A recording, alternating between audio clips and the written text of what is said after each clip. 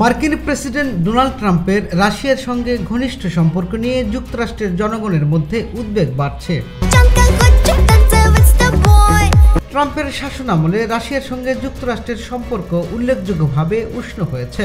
President Trump প্রকাশ্যে পুতিনের প্রশংসা করছেন এবং রাশিয়ার সঙ্গে সম্পর্ক উন্নয়নের ইচ্ছা প্রকাশ করেছেন।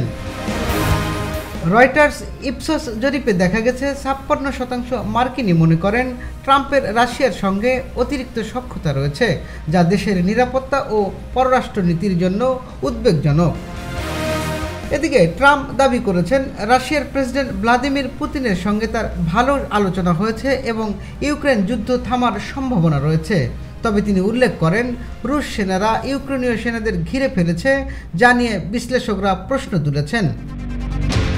সমালোচকরা মনে করেন ট্রাম্পের রাশিয়াপন্থী নীতি যুক্তরাষ্ট্রের ঐতিহ্যবাহী মিত্রদের সঙ্গে সম্পর্ককে ক্ষতিগ্রস্ত করতে পারে এবং বিশ্ব রাজনীতিতে যুক্তরাষ্ট্রের অবস্থানকে দুর্বল করতে পারে।